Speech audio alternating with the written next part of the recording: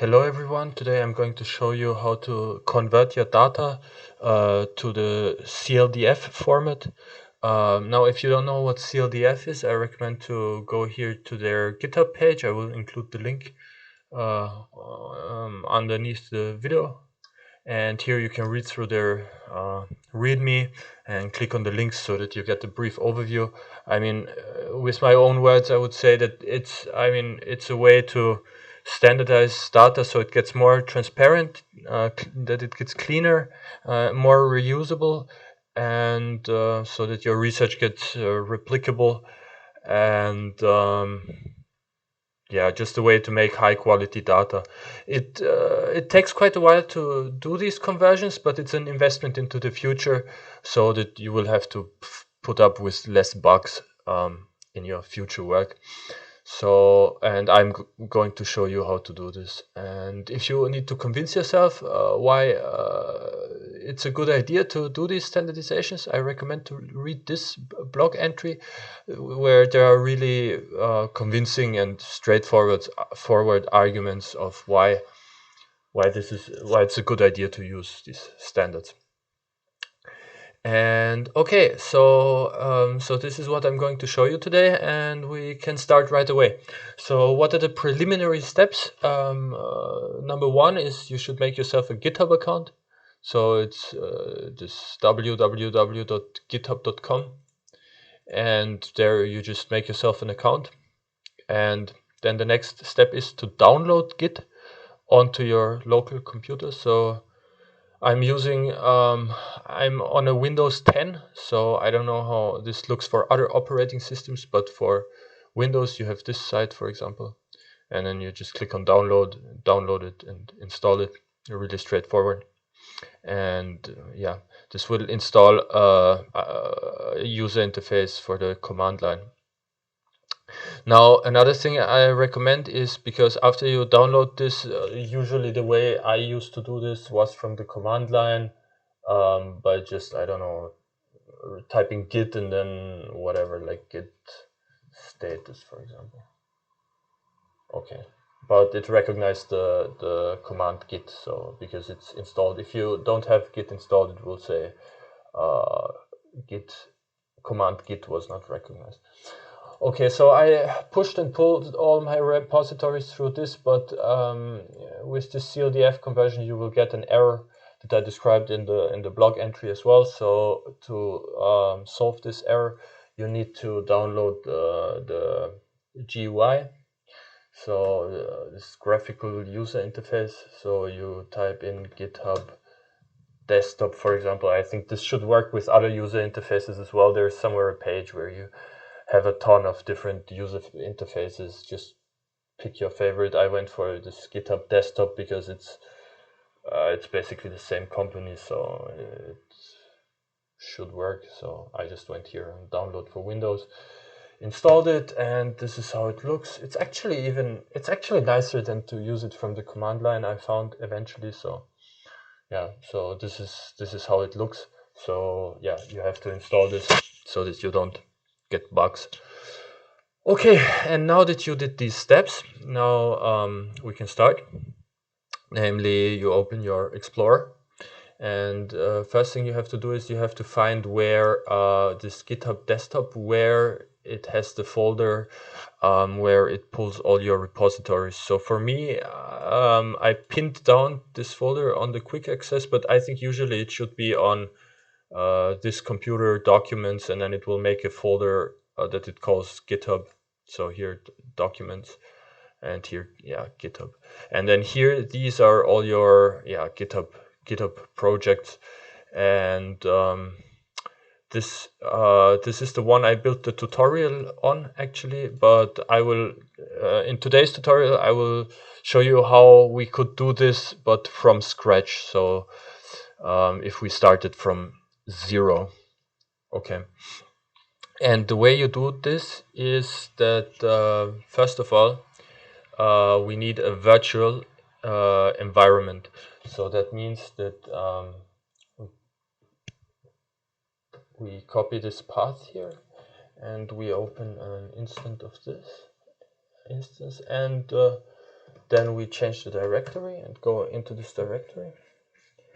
And then, oh yeah, and you need to have Python installed also. So if you don't have Python, yeah, just search for install Python or download Python or whatever, and then it's python.org/downloads. That's the official page, and just click on download and yeah, install it. Okay.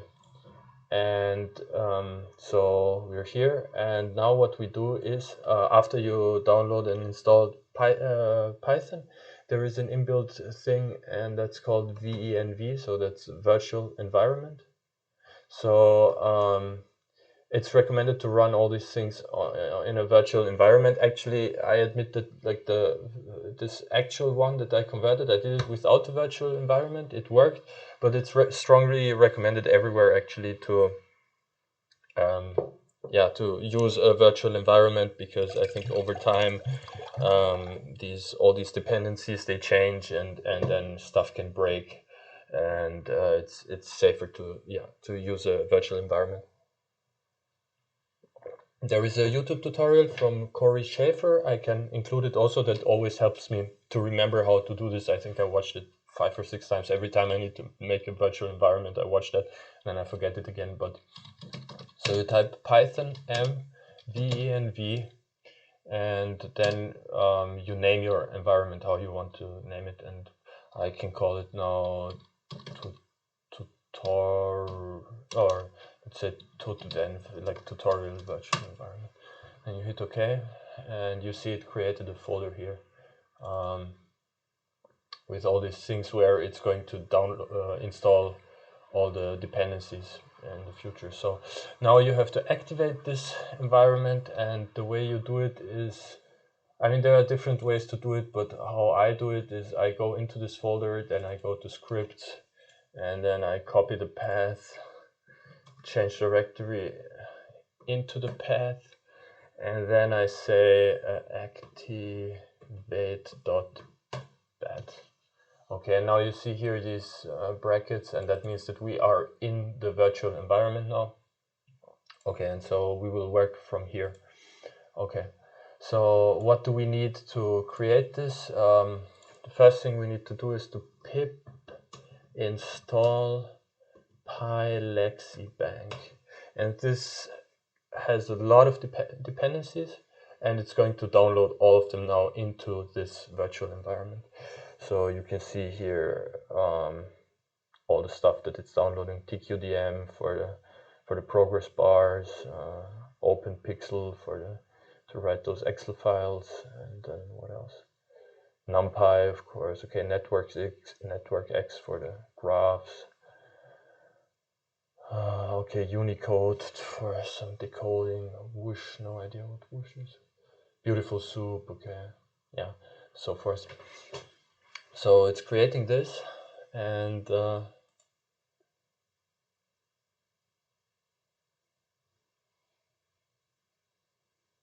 yeah, and then once this is created, in the meanwhile we can head over to this CLDF bench on GitHub, because there is a second tutorial that we will just use now. It's a great way to get started, and it's let me search for tutorial. Yeah, here. So exactly. So this is the tutorial that we are going to follow now. It's to get the skeleton done, and the main structure into which we are going to insert our data, and where all the conversion is going to happen. So okay, so this is still downloading. Yeah, so I can comment in the meanwhile of this about this. So this is kind of the predecessor of this pylexibank, and we are going to use pylexibank today mostly. That's also the thing that we're installing here. And the CLDF bench is sort of the predecessor, or it's like built on this. And then so many of its functionalities are still included. So after you install pylexibank, you will be able to use these commands as well. And So we will use this CLDF bench new, this new command to create this kind of tree structure based on these inputs here. And so there are 3 main folders: raw, etc., and CLDF.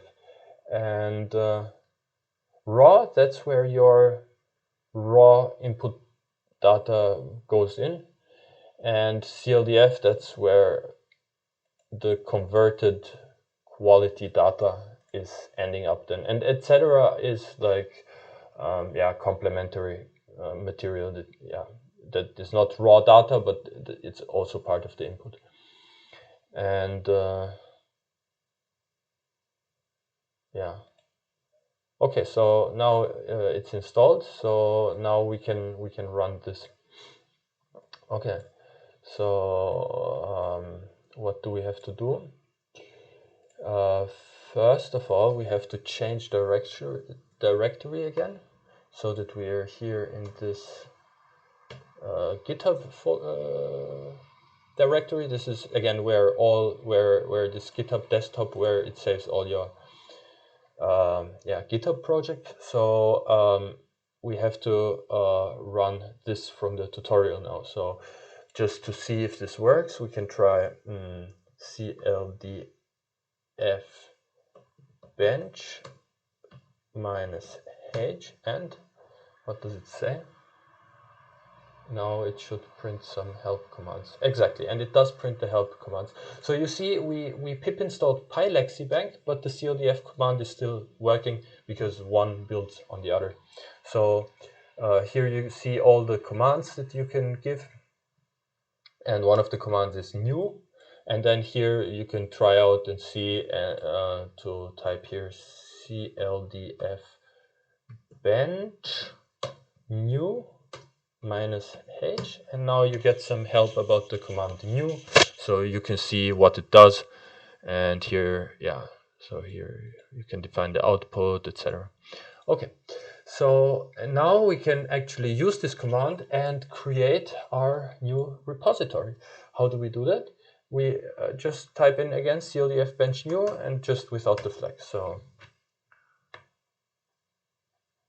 okay, so now it's asking us for an ID, and the ID is going to be the name of your repository. So I named it Streitberg Gothic because I converted Gothic words, and the dictionary was originally compiled by Wilhelm Streitberg. So this is kind of a Lexibank convention, that you have the family name of the original creator of the data in lowercase, and then the language it's in also in lowercase. So no camel case, just everything in lowercase. So I will name this tutorial, I don't know, Gothic. Okay, so that's the idea. The ID, hit enter, and then the title is, actually I'm not sure what this is, but I think this is in the README, what will be on the top of the README. So I could say Gothic words for the YouTube tutorial. You can, it doesn't really matter what you type in there. And then license, okay, you look up what the license of the original sources that you are going to convert. Here in this case it's cc-by. Okay, and the URL, you can provide the website from where you have the data, which I actually did with the Gothic one, because this is from wurfila.be, if I remember correctly. So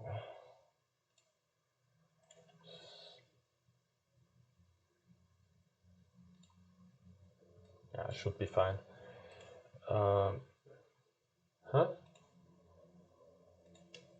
Okay, anyways, so we can skip this, and citation also, yeah, we can skip it. And now what it did is some magic. Here you have a new folder now, and it's called Tutorial Gothic. And you click into it, and actually we can make it larger so that you can see it better.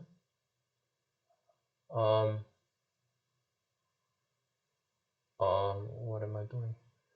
Yeah, here. No. Yeah. Okay, so yeah, so this is the folder structure that I was showing you before that. It's exactly this. You have the raw folder with the README, and the README has already some basic text in it, like the template, and then you have etc. also with the README, and here you have the setup.py, all this stuff that we are going to need in a second. Okay, so now that we have done this, we can go to our main tutorial that I'm going to follow today, and that is called converting the Vietic dataset to CLDF. So this is the main structure that we are following today. And so right now we are here at these preliminary steps. So yeah, so that's where we are right now, and that's where we're going to continue. So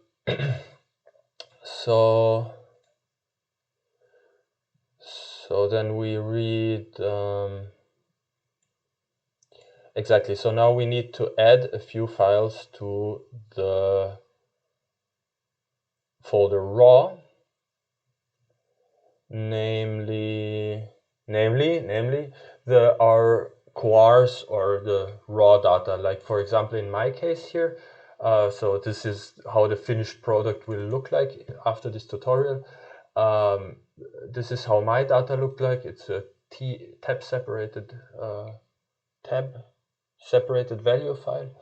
And here you have in one column, you have the Gothic word, and then you have what it means in German. And here you have the part of speech. And this just goes on like this for, yeah, like 3,646 rows. And yeah, and then, okay, a different question is how you gain access to these files, or which files you want to convert. You have to know yourself. There are a lot of files floating around in the internet that are not standardized, so you can just actually pick any. I needed Gothic for my research, that's why I picked it. And yeah, and I wanted to standardize it, so that's how I ended up with this CLDF. I have the folder miscellaneous also here, miscellaneous, where where I have the original XML file. So this is the website where they have this Gothic dictionary stored as XML, and this is how it looked. And I just downloaded it. But this is the this is my local path. It's all online on this Wurfila.be project from the University of Antwerp. I will post the link also. And so I did this. I converted it on my own. So I have here this XML to tsv.py, and it's just my own file. You see, I imported beautiful soup and pandas, and yeah, I just converted it myself. So it's not mandatory to include this file here, but I just wanted to make it more transparent so you can see how this XML file turned into a TSV. And okay, but this is the starting point in any case, this tab separated value file. And then this is your raw data. Okay, so that's the main thing from where we will gain our information for the conversion. And then the next thing you have to do is you create this file sources.bib. That's a bibtex file. So I don't know how many of you worked with LaTeX, but in LaTeX you have this citation, and you do the citation with bibtex files, and this is how they look. And this is basically just a way to include also the sources that you're building on in a transparent and standardized way. And you can actually head over to Glottolog. Oh, I misspelled it, but yeah, it doesn't matter. And here on Glottolog, they have actually also a database for citations, so a bibliography, and you have here the references section, and it's just 347,000 language related, all kinds of dictionaries and yeah, there's just a lot. And really, I wanted to convert this Gothic dictionary, so I just typed in basically Gothic and or what did I type in? I think Gotische. Yeah, I typed in something like this, and it popped up like really fast.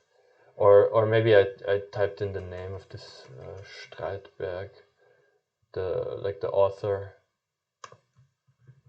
Yeah, I think that's what I did.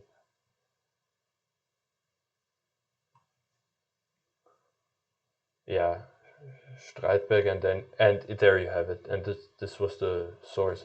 And then you click on it, and then you go on BibTeX, and this is the thing that I put in there. So this is this one. And it has this identifier, a unique identifier, so we know that which book we're talking about. And all the others are contributors that helped to convert this. It's from the website. So the others, they are not standardized. Okay, so this is this. And then these are all preliminary steps that you have to do just to get started.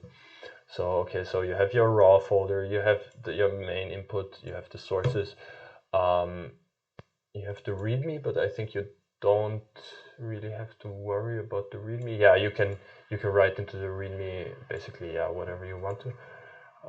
I just described here the content, which files there are in it. Okay, so this is your raw folder, and then we continue with the tutorial here. Okay, and then the next thing you have to do is you go out of the raw folder again, and you open the setup.py file. By the way, I'm using Notepad++, and I found it like really, it's a really convenient way to work with these Python files. So yeah, in case you were wondering what this is. Okay, and so now you open this setup.py. I have it here now in this window, and here it's explained like what goes where. So okay, this looks a bit different. Ah no, this is metadata.json.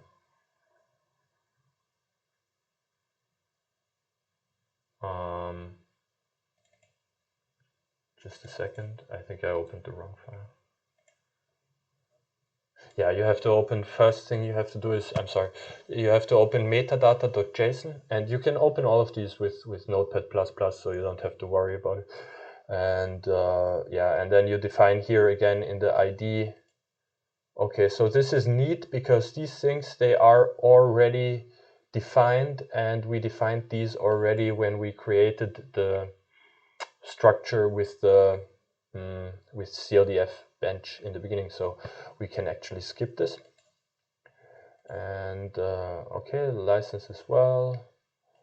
Okay, and so now we did our preliminary steps, and we can start with the actual, or get one step closer to the actual conversion. So now the next thing you can do, it's optional, it's not mandatory, is to include links to Concepticon. And Concepticon is, again, it's a catalog of standardized concepts, and so you can link this vocabulary to those concepts, and then it's easier to compare them across languages. So so in this part 3, the goal is to create a file that we put in etc., and the file is called concepts.tsv.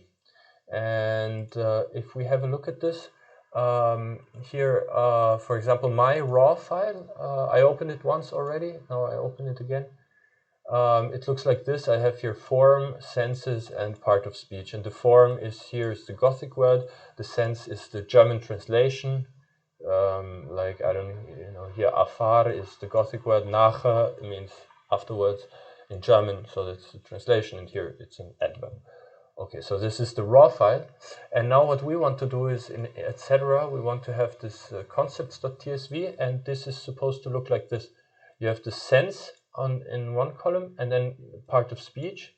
And then you have the Concepticon ID, which is a unique identifier for this concept in the catalog. And you have the Concepticon gloss, and this is also a unique identifier actually, but from which you can read the meaning. So you have German Vater, for example, is in the catalog. It's the number 1217, and this is the meaning. It's father, and then this makes it easier to compare Gothic to, say, other languages. Then you can compare, for example, I don't know, like in other Germanic languages, how do you say this concept, and then you can compare those words. So that's why it makes sense to link these, but it's not the mandatory step. It makes your data better, and it's recommended, but it works also without it. So if you don't have a lot of time, you can theoretically skip this step. So now I'm going to quickly explain how I created this. I did it with a Python file that I put here into raw miscellaneous, and I called it makeconcepts.py. So you can see it's a really short script, 40 lines, and what am I doing? I import pandas. I always work with pandas. I know it's a lot to import, but I just find it so convenient. And we're importing PySem, and there is a separate tutorial for PySem, which is like really straightforward. This is the easier part of this whole thing. So you type in PySem GitHub. Oh no, sorry. There is another thing also called PySem, but you want to have this one, linkpy/PySem. That's the one you want to have. So, and here is the explanation, and that's really it. It's like as straightforward as it can get, and there is actually also another explanation here on this blog, which is actually even better than the one on GitHub. It's the newest one right now. We have January 16th, 21, and here I will include this link as well. And here it says how to map concepts with the PySem library, and so one thing we have to do is we have to pip install PySem. So we are still in our virtual environment, so we just type pip install PySem. Okay, and now it's installed already, because as you can see, a lot of things come already with the PyLexibank, if I see that correctly. Okay, and then you write this script. And what does this script do? So it reads in this line, it reads in our input path, and our input path is defined here. And you can see it's the Streitberg TSV. It's our raw file. It's this one with which we start the whole thing here, where you have form, sense, and part of speech. So this is the input file. It's reading this file. Okay, then it's doing some cleaning, and then it uses these two lines to connect the concepts, the German concepts, to map them to the catalog numbers in Concepticon. It's really just two lines. It's really straightforward. If you read through this one, you can do it like really easily. And so I packed this one into a Python script. And now if we do the following, if we go here into this miscellaneous folder, and if we copy the path, change directory, go in here, and if we now just run this Python script that I called here makeconcepts.py, now you type Python makeconcepts.py, and now if you run this, No, yeah, no module named pandas. This is because I'm running now from a virtual environment, which I didn't do earlier. So I need to have everything in the virtual environment. I have to pip install everything anew. So now I have to first pip install pandas because I'm using pandas here in the script. Just checking if I use anything else. Pathlib and really is inbuilt. Python we already installed. Okay, so yeah, so we have to wait a little bit until it's yeah, installing Python.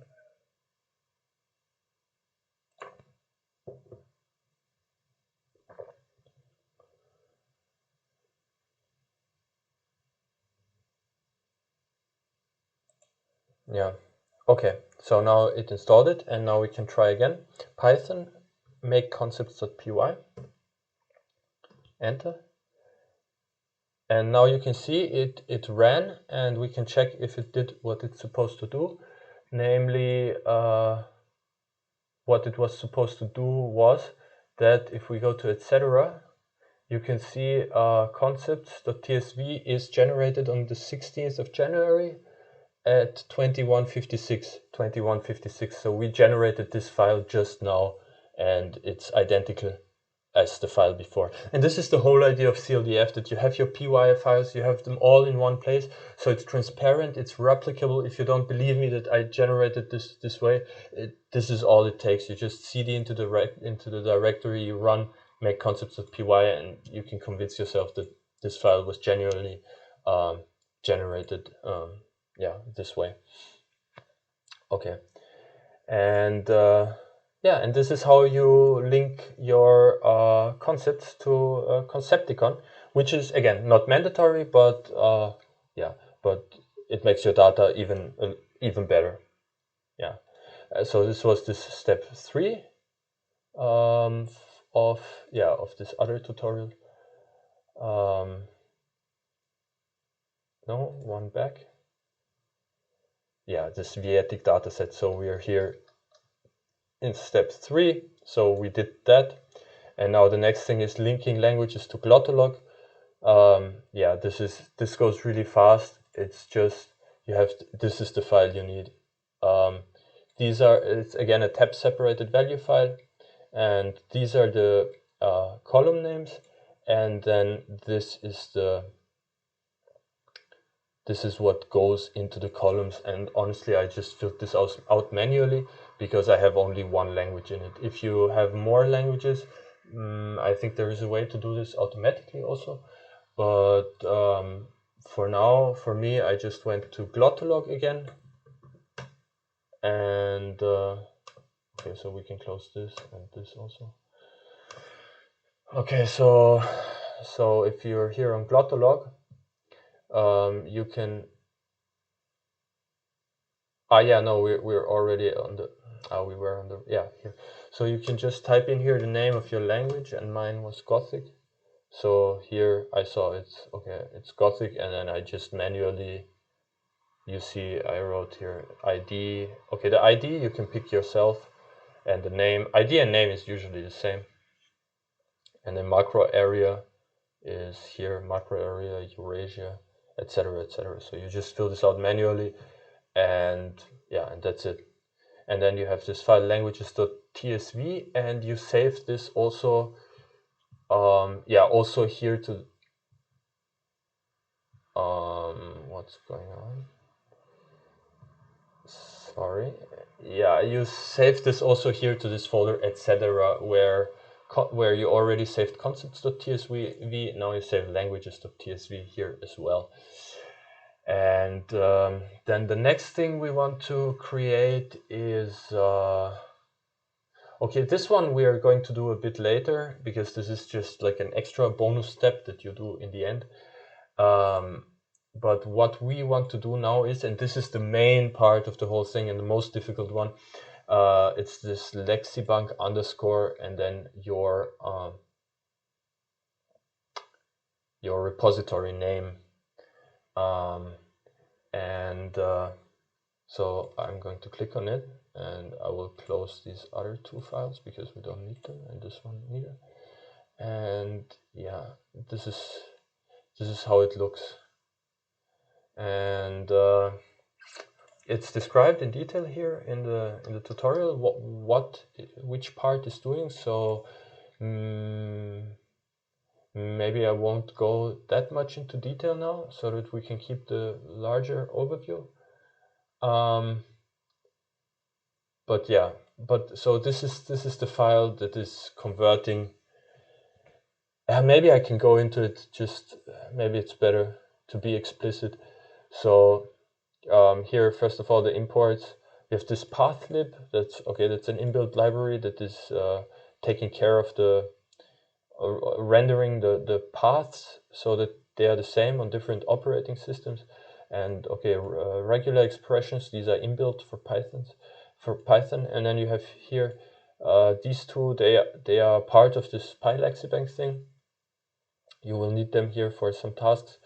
And okay, and these are also from PyLexibank that we just pip installed in the beginning. And this one is, I call it rep, it means replacements. And this is a list of tuples where on the left is this character that you want to replace, and on the right is so that you see what you replace it with. And the idea behind this again is that you do your data cleaning in a transparent way, so that anyone who wants to know how did we clean this data can look into this file and see, okay, so we replaced all these E's with these E's, so that no diacritics just disappear all of a sudden. You can play around with this, yeah, as it fits your needs. And then we plug this in. This replacement will be plugged in here in this form_spec, and you see that here replacement is rep, and then this means that in the output file that I can show you how it's supposed to look in the end. The output file will be this one, and here you have the column for value and form, and it means that this form_spec means that the column form will have these replacements. So if in a word where in the column value there is an O with this macron on top of it, or this dash, or how is it called, then in the column, so if that's in the column value, then in the column form it will be missing. Okay, and then this is the function that will then convert the raw data together with the data in the etc. folder to the standardized CLDF data. And you see that here, this line args.writer.add sources, this does the following. It picks your sources.bib file and it writes it here to this folder, sources.bib. These two are the same. And then okay, and this is just a logger. It tells you then in the CMD that you know where we are at the moment. And then here, this args writer add concept, it will write your parameters.csv, and this file contains the meanings, so, and the links to Concepticon. This is based on your concepts.tsv that you made. And this add languages, it will create this languages.csv. Again, it's made from the CSV file that you provided. And then the final one will make the forms.csv. And okay, and so this is the most important and the most difficult to make. I hope it's somehow well explained in the blog post. But yeah, you can write me anytime if you're stuck, or of course the developers are extremely helpful on GitHub. If you open issues, you can count on their support almost immediately. And okay, and so that's that. And then if we continue in this tutorial, yeah, here is also explained like which part does what. So you see here, for example, the replacement is written in there directly. I prefer to have it in a variable on top and then plug it in, but you could just write this also here directly, for example, like here. And this is the CMD make CLDF. This is the most important one. This function will convert the whole thing eventually. And yeah. Okay, and then if you are ready with this, then what you do is you follow this step and you do this pip install -e dot. Don't forget the dot, because otherwise, yeah, it doesn't work. So here it says, yeah, but opening a terminal inside the folder. So we're in this folder, and we go again on change directory into the folder, and then we do pip install -e space dot enter. And now, okay, now it ran a bunch of stuff, and now it created some files. Which ones did it create? I don't know. Maybe it just pip installed stuff that we already have. Yeah, I guess we could have skipped this step, or I don't know. Okay. And then the next thing is exactly the next thing is now the thing in the command line that we want to run for the actual conversion. So what I did here is I found it quite convenient to to step out of this directory, to go to this GitHub directory, and to create these batch files. I guess this works only on Windows. I don't know how it's with other operating systems. But basically, you just create a regular text file, and then here you can edit it with Notepad. And here, this is the command that it's running. It's just a shortcut so that you don't have to open CMD and type the same thing all over and over again. So this is the command. It's included in the blog post, so you can copy it from there. Make sure to include this development flag if your laptop, like mine, if you don't have this SSD or what, it got stuck like for 7 minutes. I thought something is not working, and yeah, all it took is this def flag. Okay, and yeah, and then put this pause thing in there so that the console is not closing after this executed. Okay, and then yeah, and then once you did that, actually you're already all set. And all you do is you just click on the batch file, and that's it. And the batch file is taking care of everything. As long as your script here is written correctly, yeah, it's doing it. So let's see.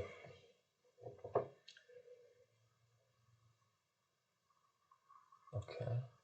Yeah, and here you can see the logger. It says add sources, so it successfully added the sources. Here added concepts, okay, blah blah blah. And then the file was written and there is a report also. And then here it tells you, okay, no errors and no invalid lexemes, etc. And now we can check. We were here in Streitberg Gothic, and yeah, we want to have it alphabetically, yeah. And then now you go to CLDF, and you can see it's 2209, 2209. So it created all these files now from scratch, and yeah. And because here the report says there are no errors, yeah, there should be no problem. And then you can open your GitHub desktop, and then you go on this folder that you had, and then you just commit, and then you go on push, and then we'll push it to your repository, and that's it. And then there is an extra step that you can do. It's about the orthography profiles. So I did this afterwards because I found it easier to extract it from this forms.csv because that's clean already. So so it's this file orthography.tsv, and it's basically on the left there is this how it's written in the orthography, and on the right side there is an IPA transcription, and it's tokenized as well, so that, for example, here the B and this kind of colon, they belong together, they are one token. So this is what the tokenizer does. And I did this with a third-party software. Again, I put the script into this miscellaneous file, and this is the script. I call it makeortho.py. I use this epitron library that's for IPA transcription. You can find them on GitHub. I find them really good. You can plug in your own transcription profiles yourself. Really powerful, really easy to use, easy to contribute as well. And this IPA-toc is a tokenizer. I really like it as well because there are many tokenizers out there, but this one is just so straightforward and it has no other dependencies. So that makes it's really lightweight. So you will always be able to install this basically.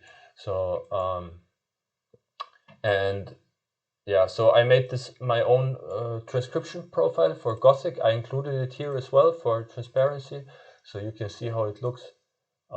Yeah, you can see here, for example, double K will be transcribed to this, or an F is, this is the IPA transcription of that, and yeah, and you have it all in here. And yeah, and so what this does is simply it creates this file by just taking this, IPA transcribing it. Actually, here you can see it. Actually, this is the only interesting line here. So you take the word, this epi, this transcribes it to IPA, and the tokenizer tokenizes it, and this one just inserts the spaces in between. So that's how this file is created. And to show you that it works is as simple as just changing the directory here into the folder where this Python script make ortho is. So it's the miscellaneous folder for me, and then you just type Python make ortho.py and you run this. No module named IPA-toc. Okay, yeah, that's again because I'm running it from a virtual environment, so I have to do pip install IPA-toc.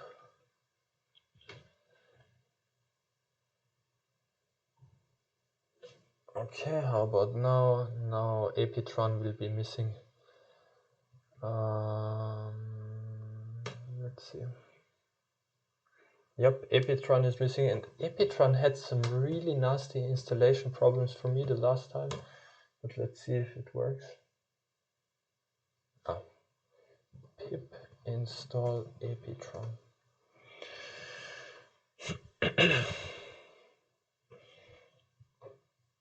Maybe it works from the virtual environment.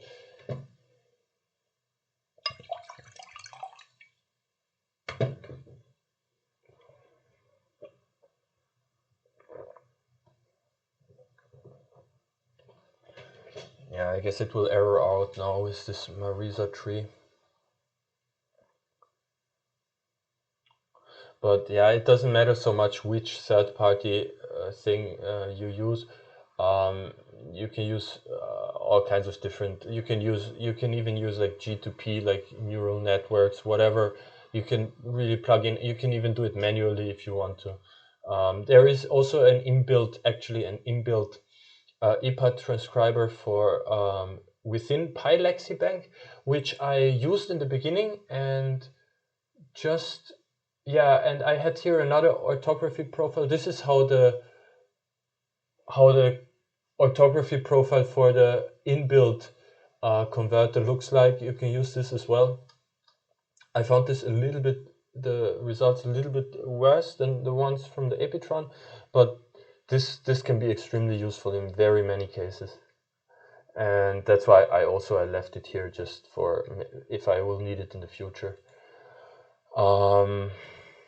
Yeah, I could fiddle around now with this pip install Marisa tree, yeah, because it comes with a couple of dependencies, and then yeah, okay, so there's this thing Marisa tree, and if that isn't in the folder, then it's kind of, it doesn't want to, but it will still error out. And then the next thing that it needed was I will go through this because I really like Epitron, and I think it would be cool if others could also learn how to use it. You have to pip install Panfon first. If I remember correctly, that was the problem. And now pip install Epitron. I think now it still won't work, but what you can do now is that you just go to GitHub Epitron, and that you just download. What I did is I downloaded the zip file. I will just do it now. Download zip, and yeah, save it. And then what you can do is, I'm really curious if this will work, but it should work. Last time it worked. So I'm just opening it in a new window. I'm cutting it, and I will put this into our virtual environment that we created and that we call Tutorial Gothic. No, we called it, how did we call it? Tutvenv, this one. And then lib, side packages. Okay, and then we insert it now here. And then we go right click and unpack it here. And oh, and now we have Epitron master, but we have to actually cut this and put and paste it in here, because on GitHub there is one extra repository, so we can delete this Epitron master. Okay, so now Epitron is in it. We pip installed Panfon, we pip installed Marisa tree, and I think now if we run make ortho.py, I think now it should work. At least last time it did. Okay, yeah, and it ran. And so now you can see how you can overcome these errors if you can't install Epitron. So yeah, what we can do now is we can check, did it actually do the conversion correctly? And for that we go again to the Streitberg Gothic folder and etc. And we were creating this orthography.tsv 22, 18, 22, yeah, 19. So it was created right now. And if we open it, yeah, you see now Notepad is also telling me the file was changed. So we go on OK, and you see it was rewritten, so it's a new file, but it's identical to the previous one. So yeah, so this is how you create orthography py. I can maybe show you also, yeah, I showed you already how how this code works. Really simple. It's just reading it. It reads the raw file, the impath. So it's this forms.csv that was generated here already. So it reads in that, and it will write this orthography.tsv, and all it does is it takes the column form from the input and it applies this tokenize and transcribe, and that's it. And it writes it to this column, this IPA column. That's it. And yeah, and then yeah, and then you just you have your batch file that you wrote, and yeah, and then you just click on it, and then once it works with the def flag, you can also remove the def flag and then run it without it, but that takes 7 minutes for me, and it's just very, very slightly different from it adds all it does is actually it adds the language family of Gothic. It's Indo-European. You could just add it manually as well. And and this is how it works. Now I can, if you want to, actually, that was my plan in the beginning, but then somehow I switched to just explain what I did in the past. But originally I planned to actually do this from scratch with this folder, tutorial Gothic. So why don't we just do it? I will start with this raw file with which I started, namely, actually I had in the beginning only this XML file. So I'm going to copy it, and I'm assuming that you have also some sort of raw file that you wish to convert. So you go to this raw folder. So you remember in the very beginning we just created this skeleton, so to say, with here in the very beginning.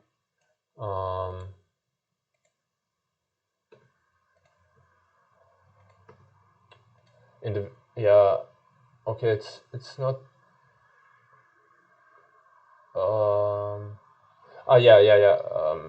we're here. This is where I showed you, okay, with the help command, this is where we created this skeleton, and this is where we stopped. So this is from where we continue. We made the setup file. We saw that this is already good, and now we're going to the raw file, and we are just pasting. Why can't I paste it? Okay, let's copy it again. So somewhere on your machine you have a raw file like this one, and you just want to paste it in here in this raw folder. Okay. I'm not going to open it. You know how it looks. And actually, let's call it miscellaneous, and you put this in here. And then next thing you do is you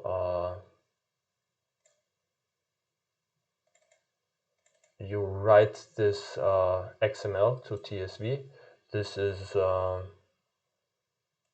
you have to figure this out on your own. There is no tutorial for this. It's just you have to find out a way, depending on how your data looks, depending on what its structure is. Is it XML? Is it a CSV?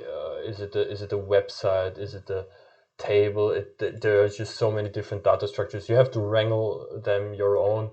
And like me, for example, here I really like pandas for this task and beautiful soup. And you just copy stuff from Stack Overflow if you find something. And important is that you don't do any data cleaning in this process, but really just convert. And and then once you have this, you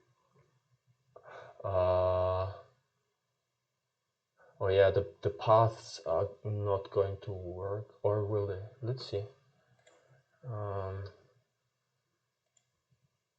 Change directory, and now Python XML to tsv.py. We're missing the post tags because I built in this thing where it takes into account the part of speech, because this was with my data, the case was that it was in a separate table where it tells you which there is a number, and then which number stands for which part of speech. So I had to download that as well. And here I'm going to paste it. Okay, and so it needs this data also to create the tab separated value file.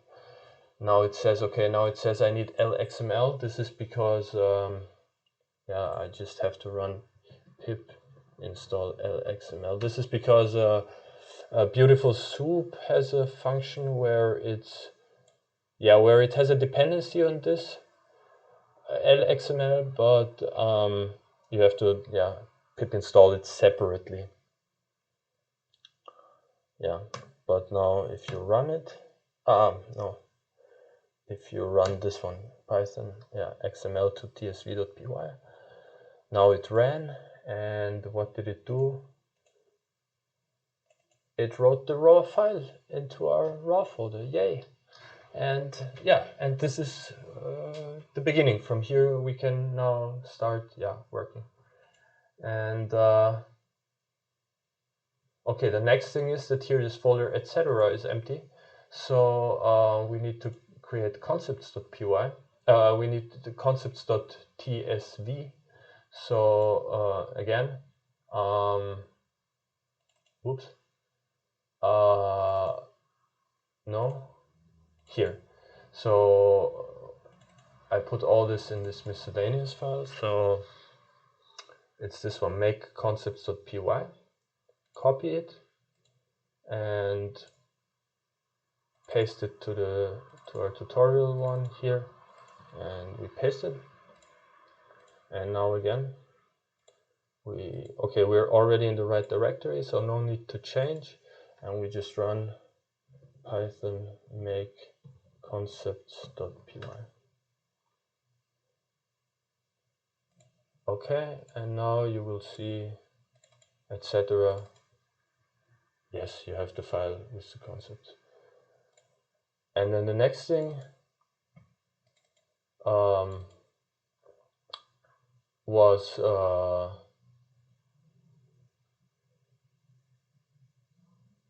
the orthography is in the end, and all the other things are irrelevant. So so the next thing that you need is this one, the main conversion file, and you just copy it and we put it here into the main folder here. And now we have to change directory because we have to go into in a directory above. And now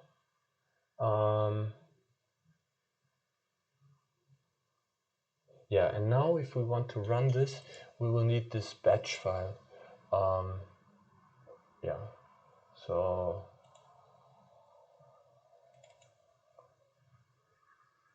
I have the batch file actually here in this one above, but if I wanted to change it, let's copy it and paste it, and let's call it somehow, let's call it tutorial.bat, and if we edit it with Notepad, we see here we don't want to go into this folder, but we want to go in the folder tutorial gothic, and the py file is still called the same. And I forgot that these Concepticon, you have to download the Concepticon and the Glottolog and the CLDF. You have to download them and store them in a folder, and then here you have to tell where this folder is. And this step is described here in this tutorial under point 5, if I remember correctly. Yeah, here. One just needs to make sure to have downloaded actual versions of Glottolog. Here you have the link, Concepticon and CLDF. So you just follow these steps, put them in a folder, and it's really explained like really clearly here. And then in the end you specify their versions. You just look up like the thing that you downloaded, what is the versions, and you include it here. Okay.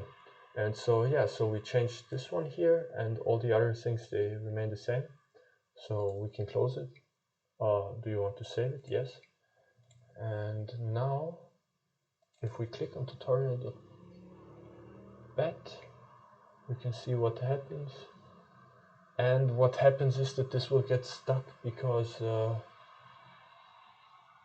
Oh no, I used the def flag somewhere, but I don't see it.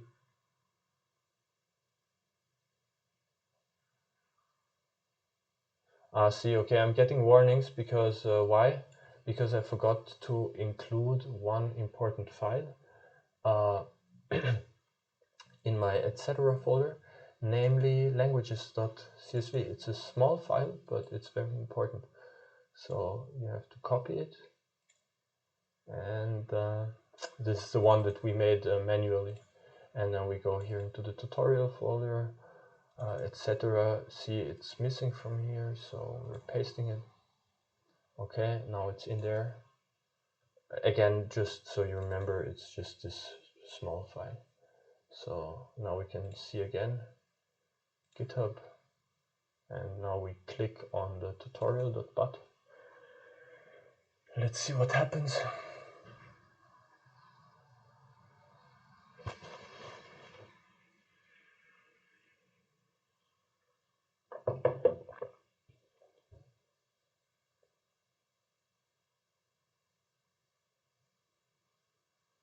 Yeah, now it's getting stuck because I didn't include the def flag, so I will just kill this. And instead what I'm going to do is I'm going to go into the batch file again, edit it, and here scroll to the end. It's because I copied the run batch file without the def flag, so space -- dev save, and now rerun.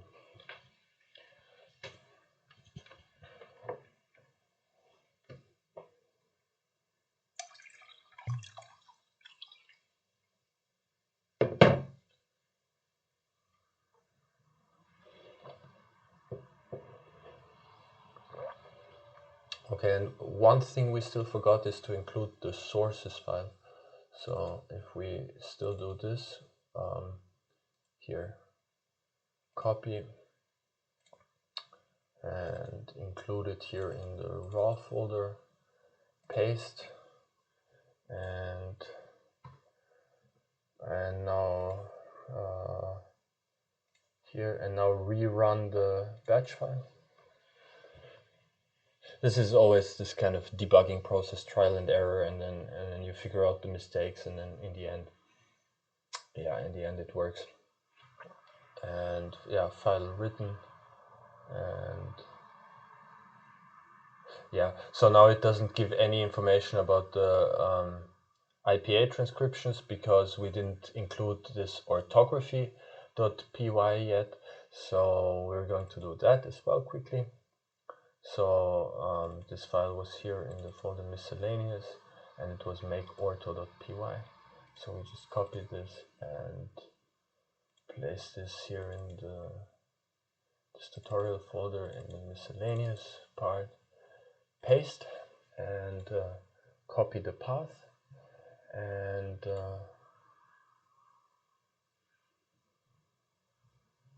okay, we can close this.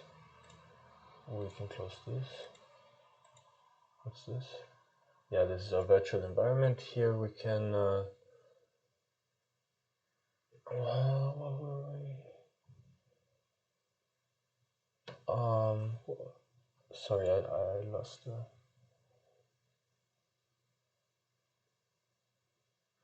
Yeah, so we're in the tutorials. Yeah, so we exactly so we have to change the directory. So we're in this folder, miscellaneous. And now we do Python make ortho.py.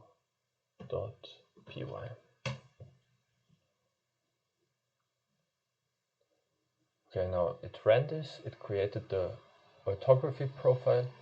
So now when we run the batch file, it will automatically look for this file named orthography.tsv, and since it's included in the etc. folder, just to double check, here you can see orthography py 2235. It was just written, and you see it's correct. So Lexibank will look if there is a file that is named like this, and if yes, it will include these transcriptions as well. So all you have to do now is again run this batch file,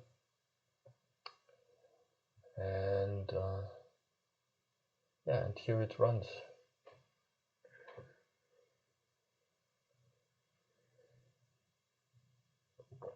File written, and you see 0 errors for the transcriptions, and all the files were created without a problem in 6 seconds. So once you have done this, now you want to publish your repository, and that you can do by opening this GitHub desktop, and then you go on add and add existing repository, choose, and then you go on this GitHub folder again where you have, so this is the same one, and we called it tutorial Gothic. So we double click here and we choose this folder. Okay, and now it's asking you, do you want to create a repository instead? Yes. And you want to call it like this.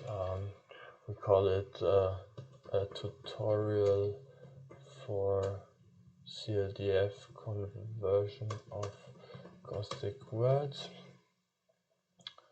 Create repository. Okay, and now we can publish the repository.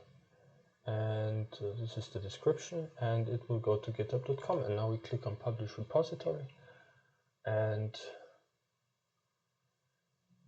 I hope this works. I never tried this out in this way. I usually create it online, but in theory, this is not a public repository, but okay, still it should be visible. So if you go to GitHub and you go to your profile and then you check your repositories, then it should be there, and there it is, tutorial Gothic. And now you can click on it and check how it looks. And see, this is the description that we provided in the very beginning, if you remember, when we created the whole thing here.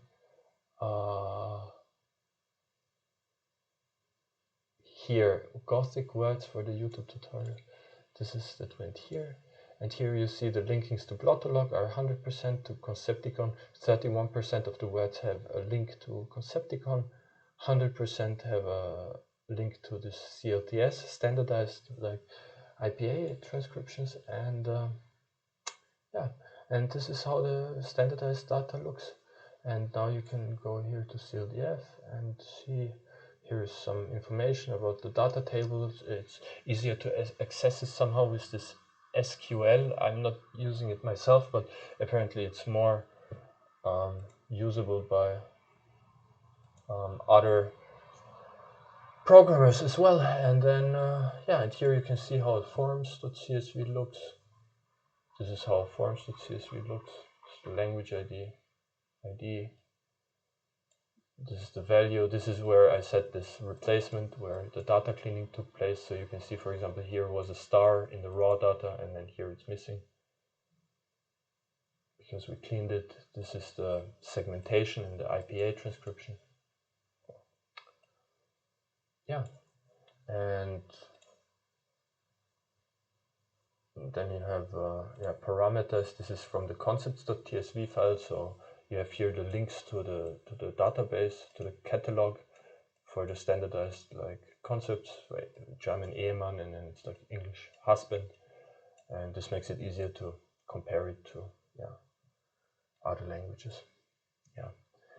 And this is how it looks. And then once you have this, you can request to add it to Lexibank, which is a database of standardized